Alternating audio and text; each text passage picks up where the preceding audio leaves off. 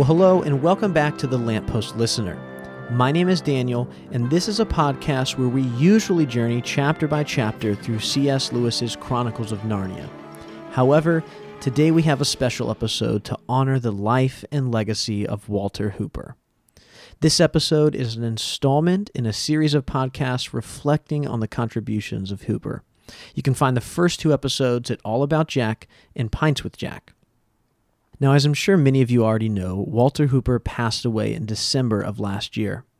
Hooper was the literary executor of the C.S. Lewis estate, and he played a fundamental role in the editing and the subsequent publication of various works by Lewis.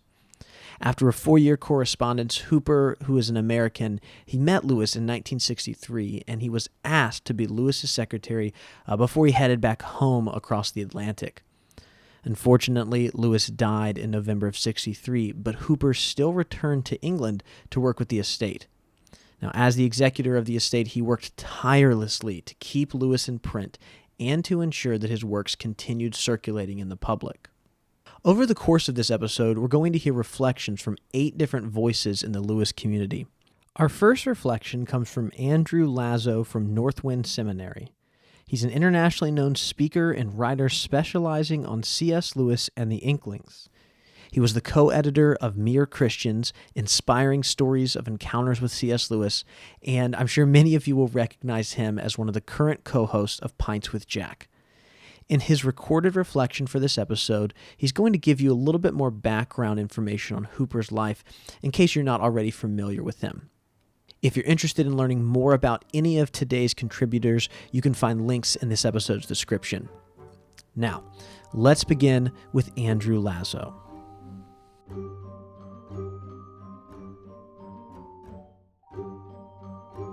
Walter McGahey Hooper was born in Reidsville, North Carolina on the 27th of March, 1931, and he died on the 7th of December in Oxford, England in 2020. Growing up, his nickname was Coot because his younger brother could not pronounce cute. He was raised in a loving family with a brother and a sister. Between the years of 1950 and 1954, he attended the University of North Carolina in Chapel Hill, and he studied English and education. Evidently, and records do sometimes conflict, but from current research, from 1955 to 1956, Walter was perhaps drafted into the Army during the Korean War, and he served there.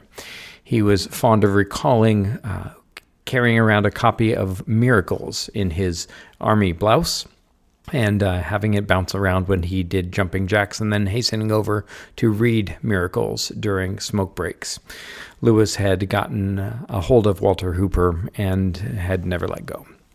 Apparently from 1957 to 1958, according to archives at the University of North Carolina, Walter returned to Chapel Hill to do a master's degree in English and education, and he took that degree in 1958.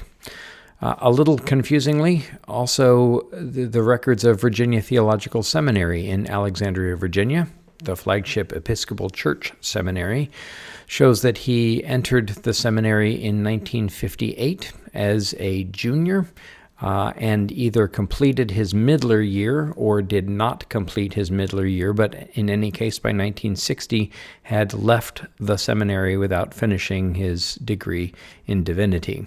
But his leanings towards priesthood had begun certainly by then. Records show that he, following taking his master's degree, began teaching for the University of North Carolina, and during the years 1958 to 1963, that 5-year period demonstrate that he was perhaps teaching, if not also in seminary in Alexandria. In addition to teaching at UNC, Walter also taught at the Christ School in Asheville, North Carolina, and it ended up at the University of Kentucky. It was while there that Walter apparently began a book project on Lewis, which led him to Oxford in 1963. the summer of 1963, where he met Lewis, and they seem to have struck up an immediate friendship and relationship.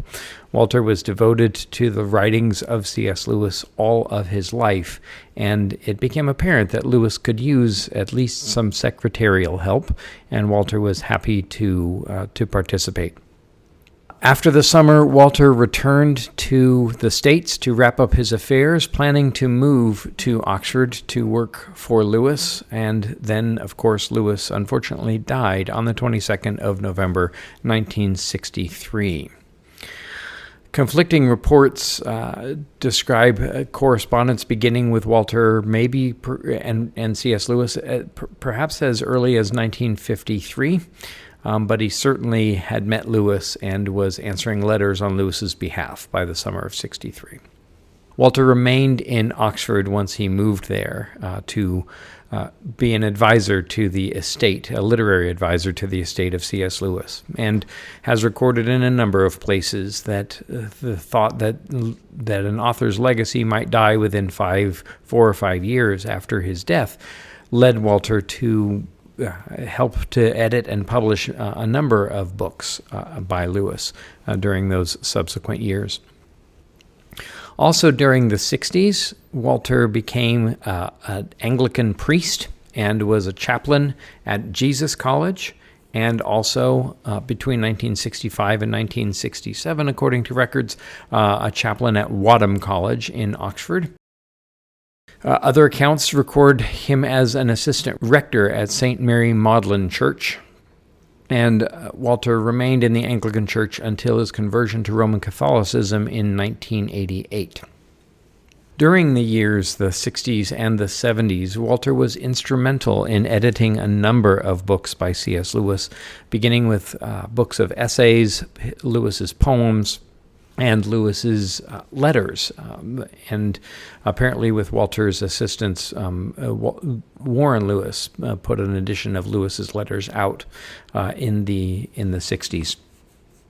A conversation recorded in a number of places with Lady Collins of the publishing firm Collins, later to become HarperCollins, allowed Walter to relate to Lady Collins a distressing fact that he had seen in Blackwell's books in Oxford on Broad Street.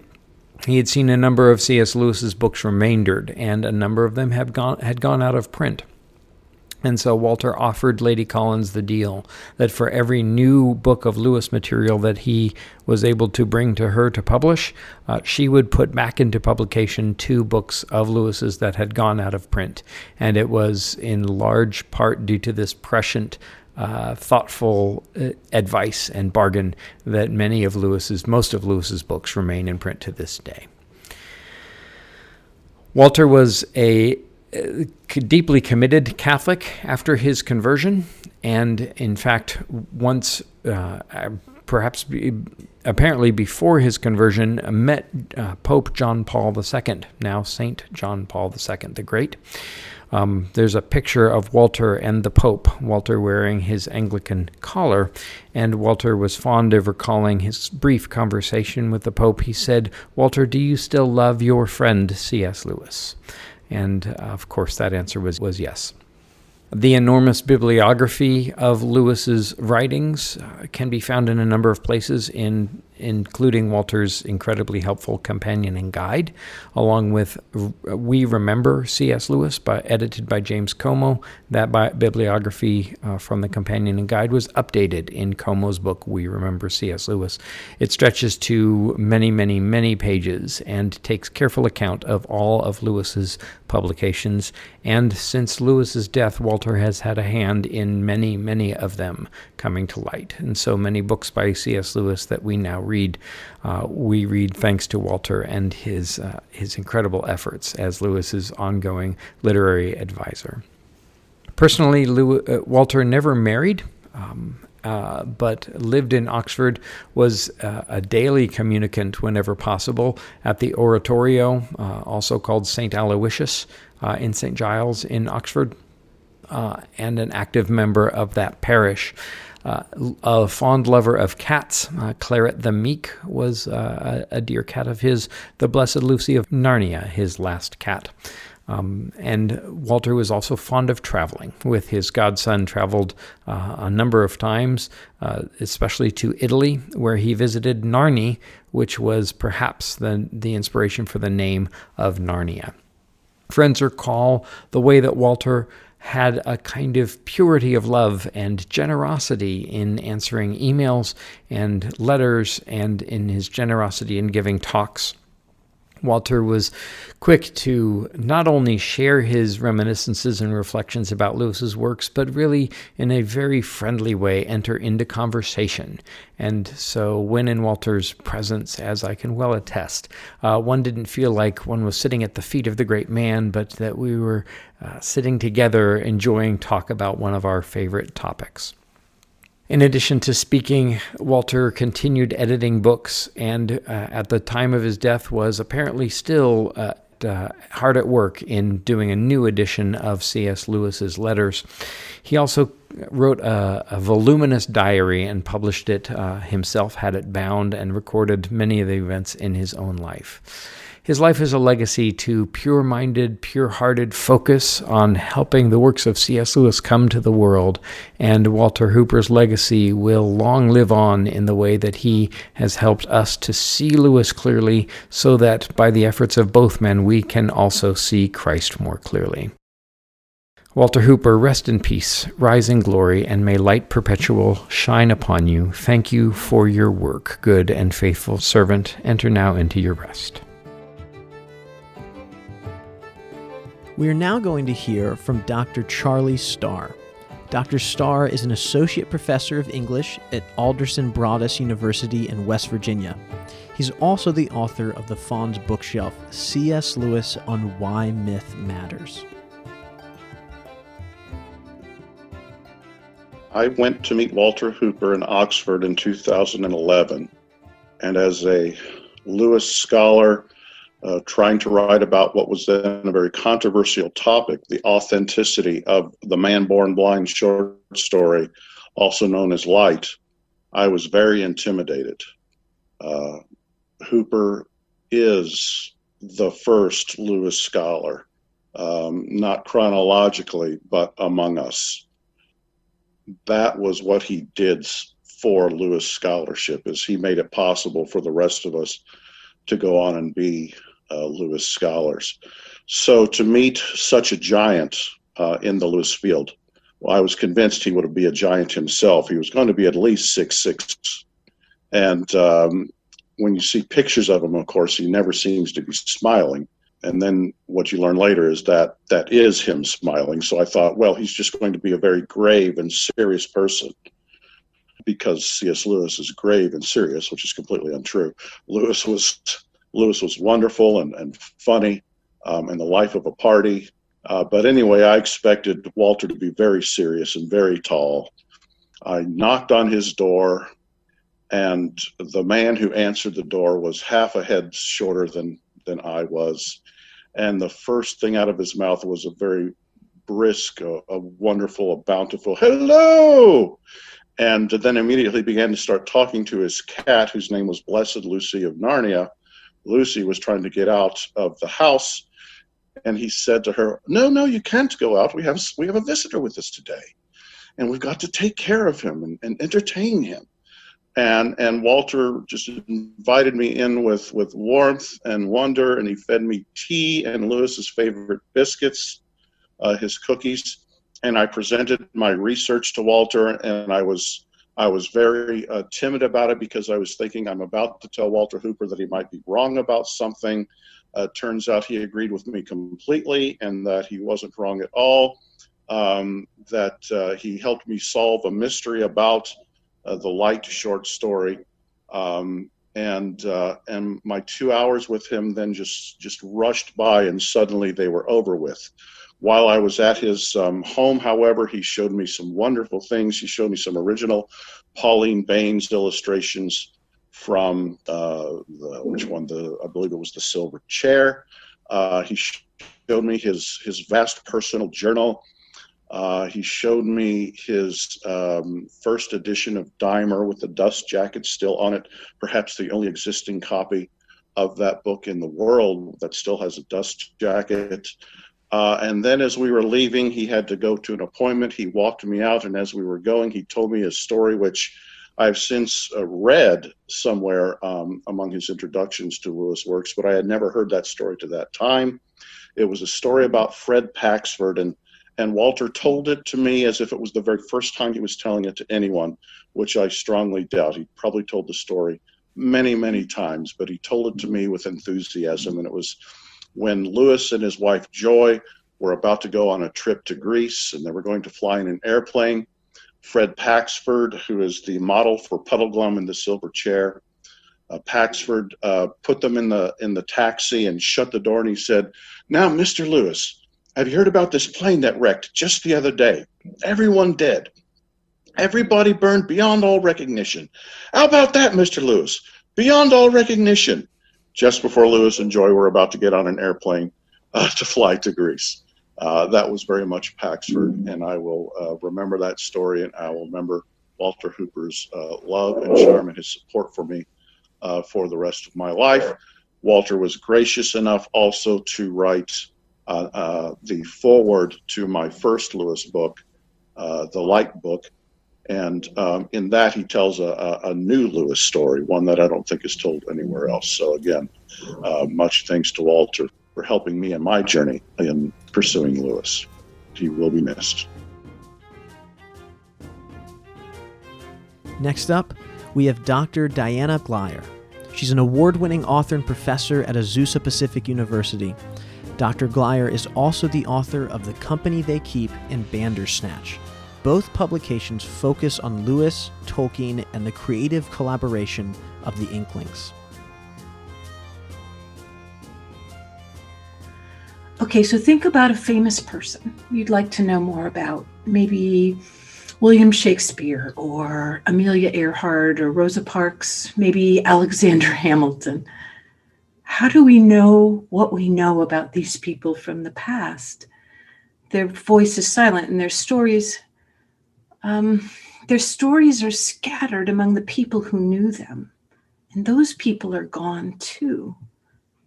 Who tells their story? Who collects the events and records the conversations? How is it possible that we can come to know who these people were? You know, what they loved and what they said. Who tells the story of those who have gone before? I think that's the best way to think about Walter Hooper and what he accomplished. C.S. Lewis lived a very full and busy life, and he spent very little time documenting that life. He didn't even own copies of most of his own books. He didn't hang on to manuscripts or drafts. He didn't keep copies of letters. And this may be part of the reason that Lewis was convinced that no one would be reading his books after he was dead and gone. Look at it this way. I think the scraps of Lewis's legacy, the bits of his story, they were scattered everywhere. And that's why anyone who ever read a book by C.S. Lewis owes a debt of thanks to Walter Hooper.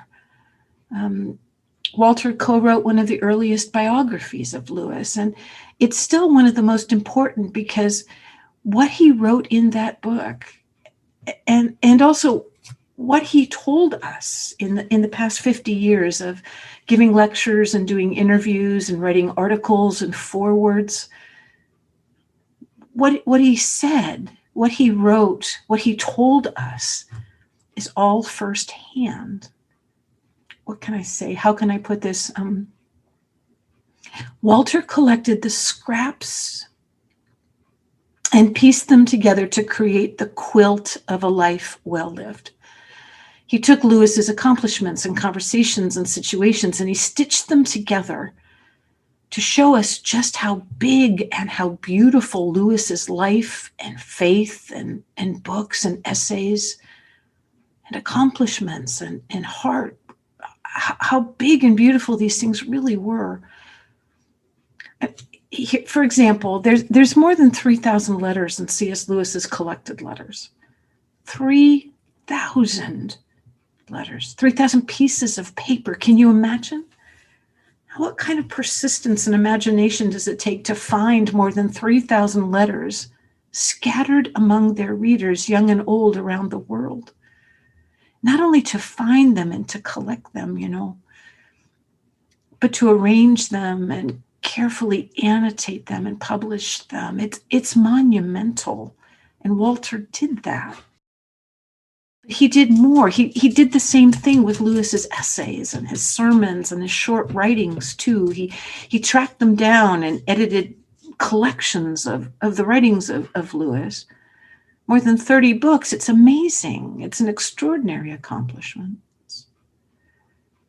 Without Walter, sure, some people might have stumbled across a cherished old copy of the Chronicles of Narnia or read and reread the Screwtape Letters.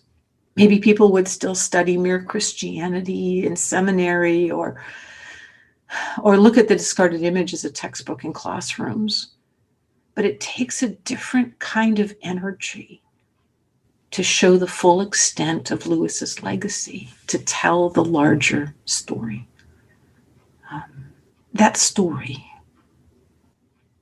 C.S. Lewis, a gifted writer and teacher, became known the world over because his story was preserved and then put into a larger context. And that's because of what Walter did.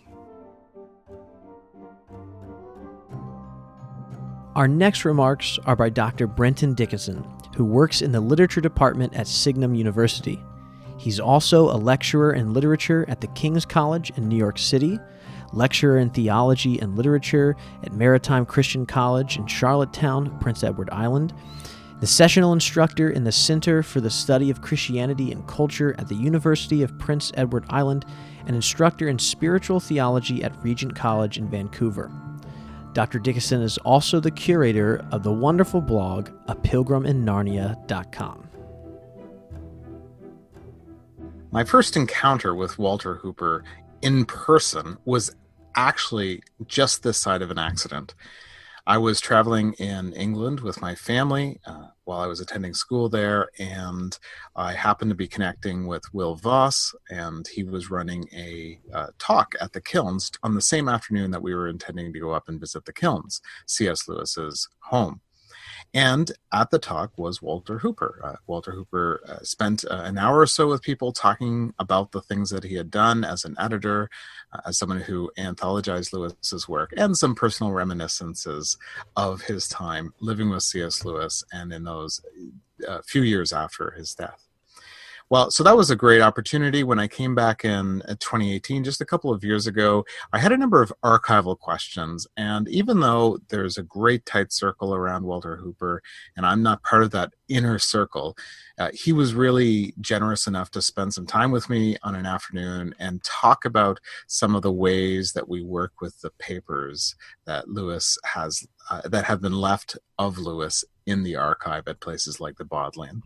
And so that was a great afternoon, and we actually ended up sharing a cab because we were both going to downtown Oxford. And I was kind of struck, I think, with the consistency between Walter's stories when he would share for people in public, his talks, all the things that I've read that he's written, and I've read hundreds of pages of his work, and what he talked about when he wanted to talk about technical things and personal things in his own home over tea. And I think in the end, what Walter has done for readers, fans, and scholars of C.S. Lewis is I think he's really provided kind of like 5 things for us. One was that he came to be a compiler. He was able to bring all kinds of he spent years in the archives. He spent years in magazine indexes and in shops looking for materials that were going to be lost, that were going to slip away, that C.S. Lewis had written. And he compiled them into book form for us. So all those years of gathering. He was an anthologist. He brought stories together and put them together in collections for us. He was an editor. He actually would take pieces that were incomplete or that needed kind of a new shine to them or needed some sort of presentation and put them together in book form so that we would be able to read them either in topical form or in chronological order or something like that. But I think really the 2 most significant things that Walter Hooper has done is, number one, he was a publisher. And even without a lot of experience, and he's talked about this, he was able to work with the national and international publishers to basically create a deal where whenever they published something popular from C.S. Lewis, they would also publish something that might not work super well on an economic model. And it's hard for us to imagine this because, today he's so popular, but, in the 60s and 70s, C.S. Lewis was not a big seller yet.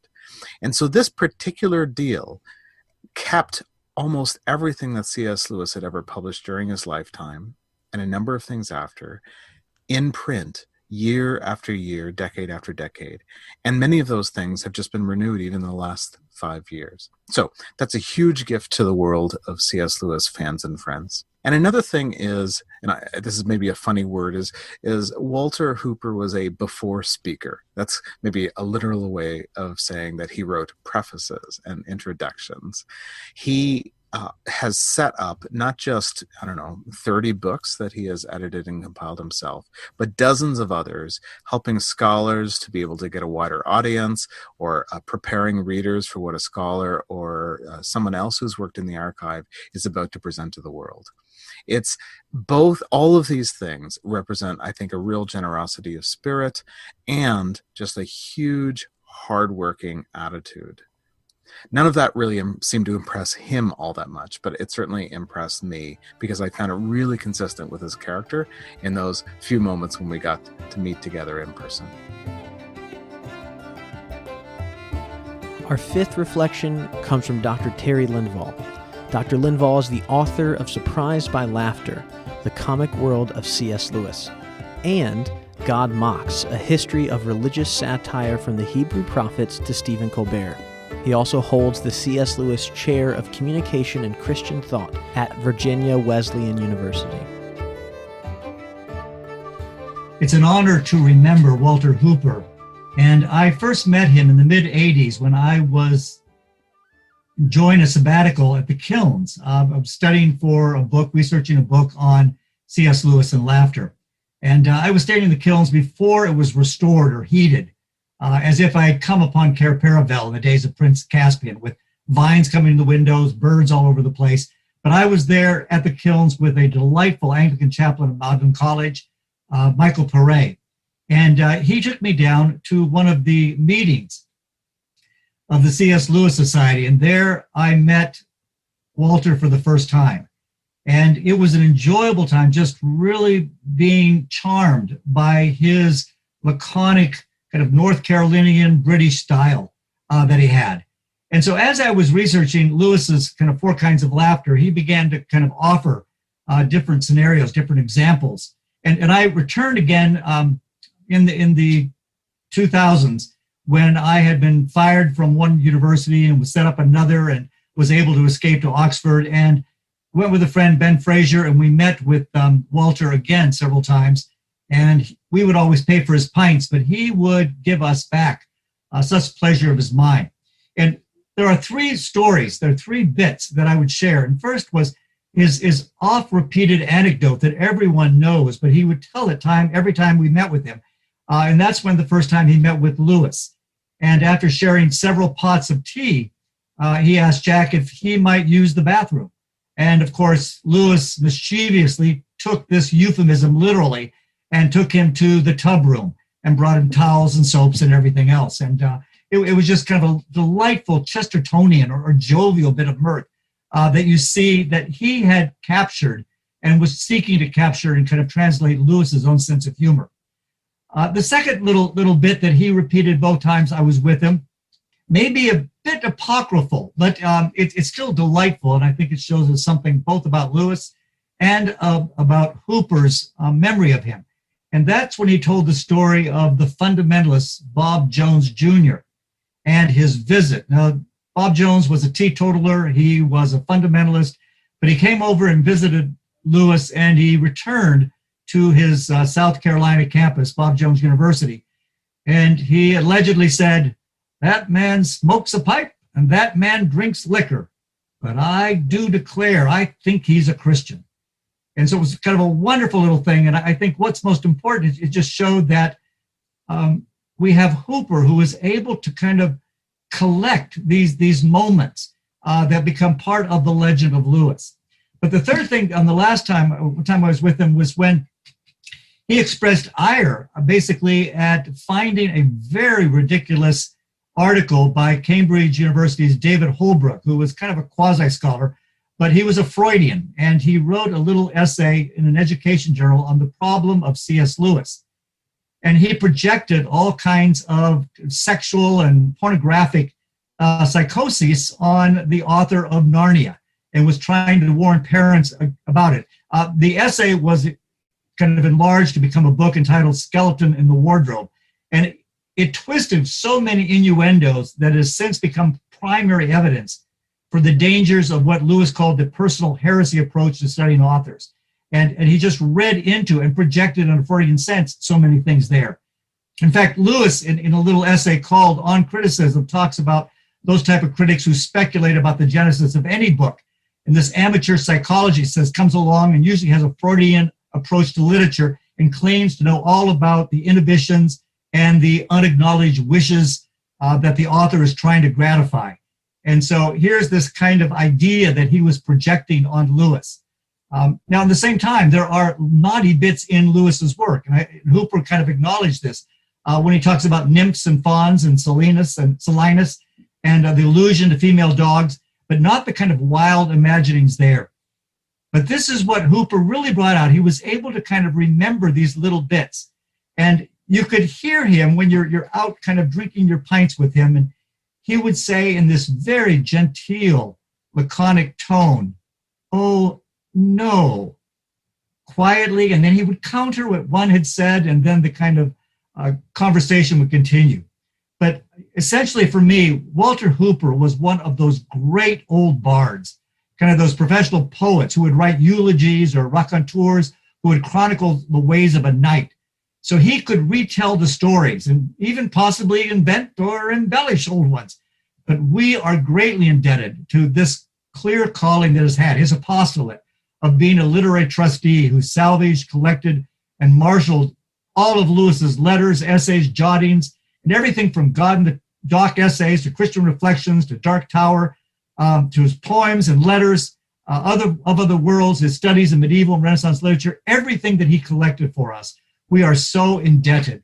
And in particular, I think of kind of sermons like Weight of Glory or Learning in Wartime and his essays on stories. These are things that Hooper was able to bring together for this vast readership that begins to understand more the complete corpus of what Lewis has bequeathed to all of us. And so Walter has joined the saints in heaven, no doubt about it. And you can almost kind of imagine that he is timidly walking into the presence not only of our Lord Jesus Christ, but also of Lewis again. And he has that kind of hint of a smile from a North Carolina boy and ready to take more tea. So I remember him and I toast him. And I thank God for him. All right, well, up next we have Dr. Devin Brown. Dr. Brown is a Lilly Scholar and Professor of English at Asbury University in Kentucky. He's the author of numerous books on Lewis, including A Life Observed, a spiritual biography of C.S. Lewis, Bringing Narnia Home, Lessons from the Other Side of the Wardrobe, and C.S. Lewis and the Moral Argument. Now, observant listeners will likely remember that Dr. Brown's name actually came up a lot in Season 3 of the show when we were covering The Voyage of the Dawn Treader. He has 3 fantastic publications on the first 3 books in the Chronicles of Narnia. They're titled Inside Narnia, Inside Prince Caspian, and Inside the Voyage of the Dawn Treader.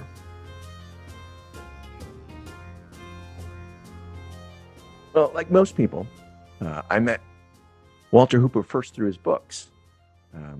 I was a student of Lewis through Lewis's books, and I became a student of Lewis through Walter Hooper's books. He was my first Lewis teacher, and I'm sure that's true for many people in the world. For a long time, he was the only Lewis teacher, and through him, we learned a lot about Lewis we would not have learned otherwise.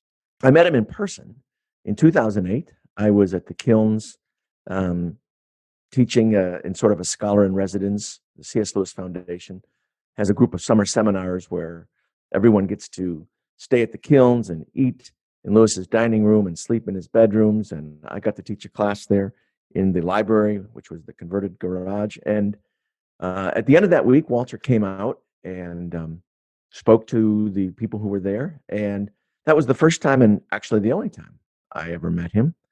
And I, like everyone else who's ever met him, was just thoroughly impressed, not just by his knowledge of Lewis and his understanding of Lewis, but really way more than that, by his gracious hospitality and his encouragement. I wish the people listening could have seen how he talked to the students in that seminar, most of whom were not Lewis scholars at all, just fans of Lewis. And he encouraged them and was interested in them and just had lots of nice things to say to them, and was very, very kind and gracious with his time, as comes through, I think, any of the interviews you see with him. In 2013, I wrote my biography of Lewis and reached out to him, and he wrote a very nice piece for my back cover, which he didn't have to do, which was very gracious.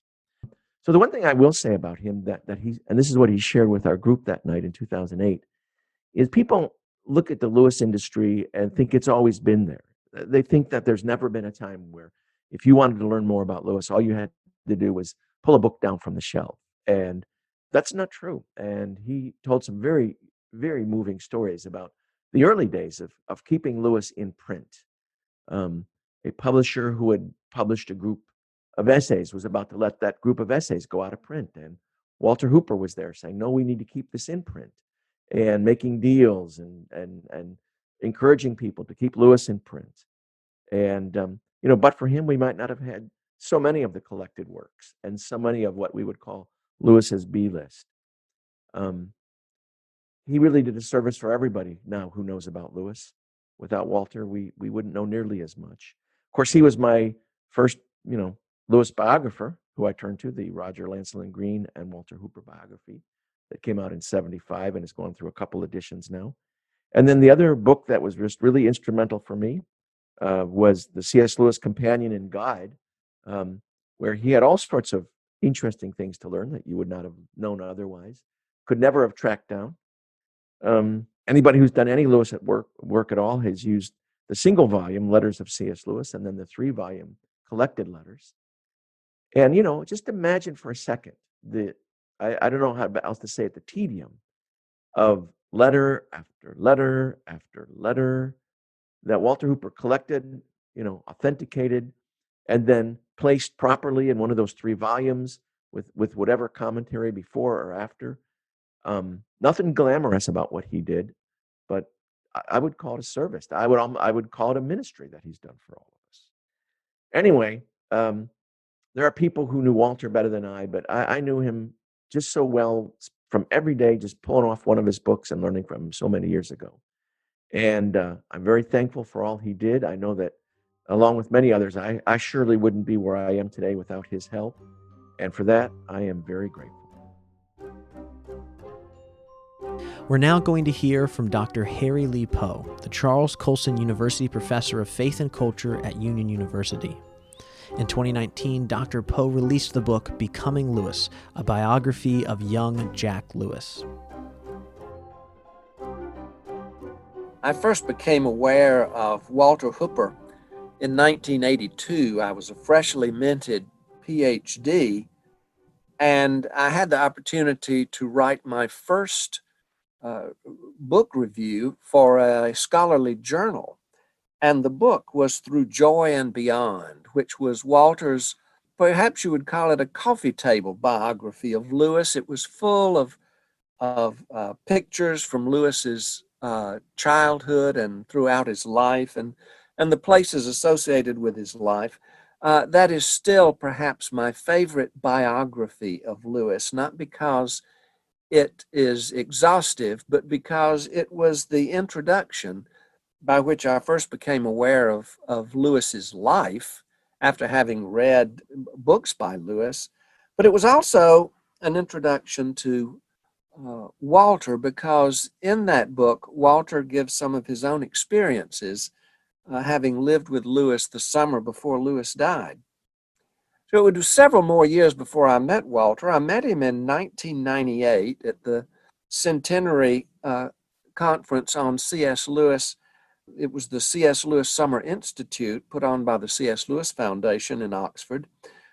Walter delivered an address, and we met afterwards. Of course, he met everyone afterwards. He was a generous person, and he gave you the impression that you were now best friends. And that's the sort of person he was. He extended himself. Though he was shy, he was modest, he was humble. He was not one given to grandstanding, though he certainly could have if he had wanted to. Then several more years passed, and I was working on a project. I was interested to know what influence Lewis had as a teacher. Of course, we know his influence as an apologist, but his primary job was as a teacher. And so I edited a little book, C.S. Lewis Remembered, which collected up essays by former students of Lewis and people that Lewis influenced during their 20s and 30s. And so Walter was one of those people. He contributed a chapter for which I was grateful. And then we met for tea the following summer. My daughter Rebecca helped me edit that volume, and she actually edited Walter's chapter. He referred to Rebecca always after that as the indomitable Rebecca, because she was not discouraged or defeated or dismayed by trying to run down all of the citations from Walter's lecture. But someone else contributed to that book, Alistair Fowler. And Fowler was very important because a controversy had grown up. Catherine Lindskog had accused Walter of everything but stealing the crown jewels.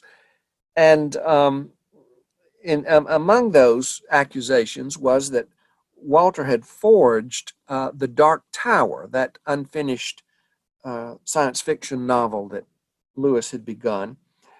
And she made extravagant claims about the forgery. But Alistair Fowler, who was one of Lewis's students, had actually read the manuscript copy of The Dark Tower when he was a student. And he mentioned that just in passing in his chapter. And I wrote an article for Christianity Today in February 2007 entitled Shedding Light on the Dark Tower, in which I brought to public attention Fowler's essentially exoneration of Walter, and Walter was very grateful for that.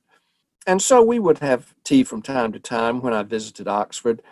And when I was working on the Inklings of Oxford, my own little coffee table book, Jim Veneman and I had tea with Walter at his flat, and it was just a grand afternoon. But what I remember about it was the little odd bits of information that I'd wondered about and that don't really pop up anywhere else. For instance, Lewis loved tea, but what kind of tea did he actually drink?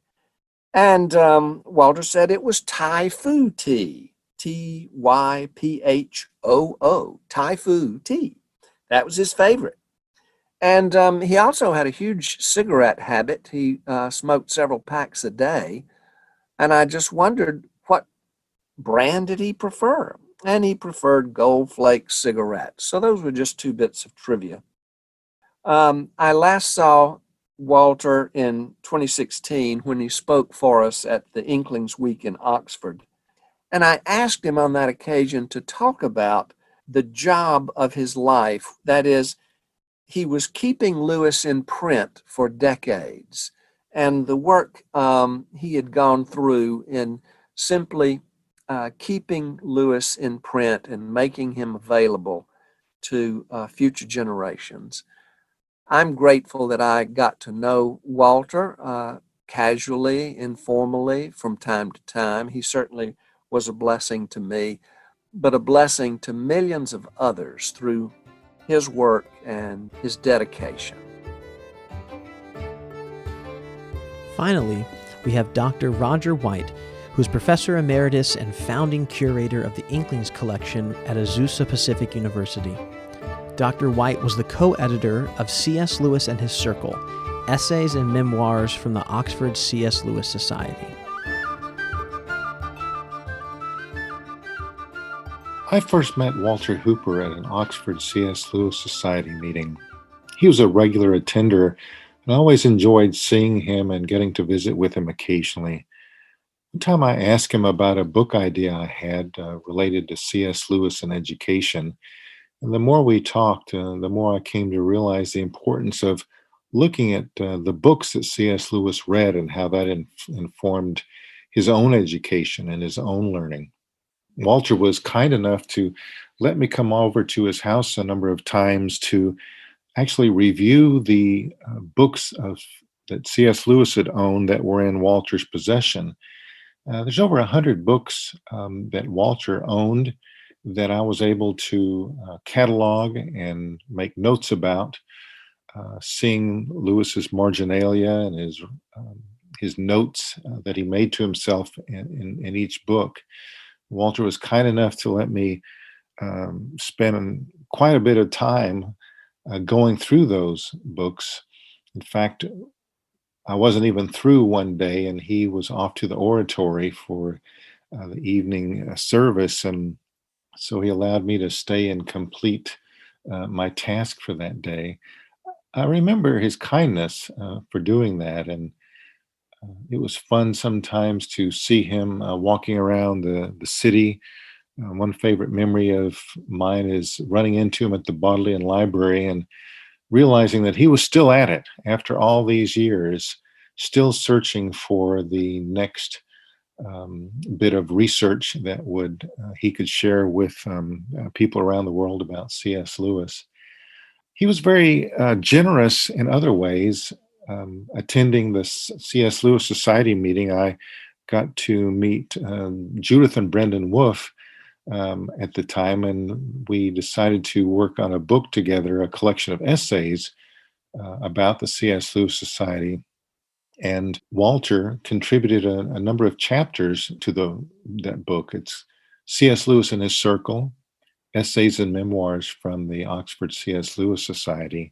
One of his chapters was about the formation of the Inklings and a little bit about that group. And then his other chapter was about the writing of the Chronicles of Narnia and how they came to be. He was very generous to be able to offer those to us, and they were some of the chapters that people have since commented on were some of their favorites in the book. Earlier this year, in March, I traveled to Oxford again with plans to meet Walter. We had set up at a time, but as the day drew closer, I was already in Oxford. He emailed me and thought it best that because of the COVID situation that we not meet.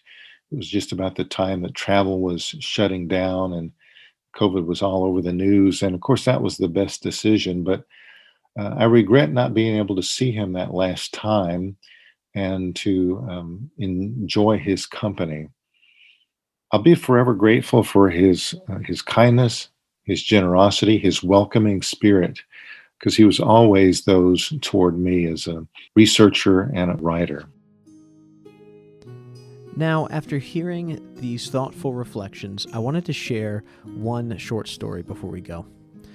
My wife, like Walter Hooper, is a graduate of the University of North Carolina at Chapel Hill. And back in 2013 or maybe 2014, we were in Chapel Hill and we had some extra time on our hands. Anna and I hadn't been together for long, and she wanted to impress me with the history and the tradition of Carolina's campus. And so we went all over campus. She was kind of showing me the sights and showing me where she had been to school. And we ended up with some friends going to the Wilson Library, which is the oldest library there on campus. Now, while there, I learned that there was a collection of books from Lewis's own personal library. To my amazement, those books were also filled with his own annotations and his handwriting. So, of course, we asked if we could see the books, and we were able to. Now, as I looked over Jack's own handwriting in his books, I was frozen as I realized that something he had held in his own hands was right in front of me. I know it sounds a little dramatic, but it honestly made C.S. Lewis as a person feel more real. Now, at the time, I thought it was rather weird that UNC Chapel Hill, of all places, would be home to some of Lewis's private books. I also was a little confused that the collection included some letters from a former student, letters written to C.S. Lewis and to some of the other Inklings. As I'm sure you can guess, that man was Walter Hooper.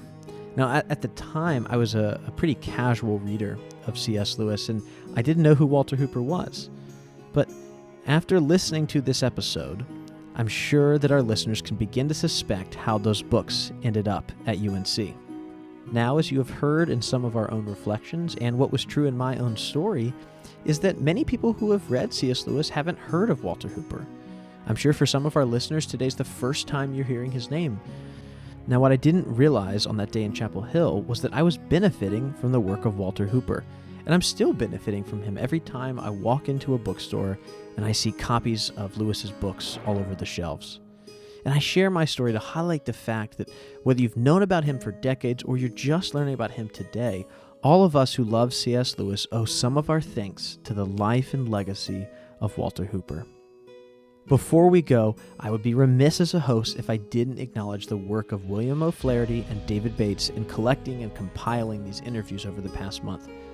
Following in Hooper's own footsteps, they have worked hard to make sure that Walter Hooper's story is told and remembered. Phil and I are honored to work alongside them in this community.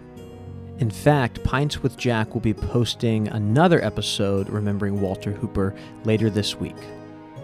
Finally, to our listeners, thank you for listening to this special episode. Phil and I both hope that it has helped paint a clear picture of the contributions of Walter Hooper to C.S. Lewis's legacy. I'd like to end the episode with a prayer. O God of the spirits of all flesh, we praise and magnify thy holy name for all thy servants who have finished their course in thy faith and fear, especially thy servant Walter. And we beseech thee that, encouraged by their example and strengthened by their fellowship, we also may be found to be partakers of the inheritance of the saints in light, through the merits of thy Son, Jesus Christ our Lord. Amen.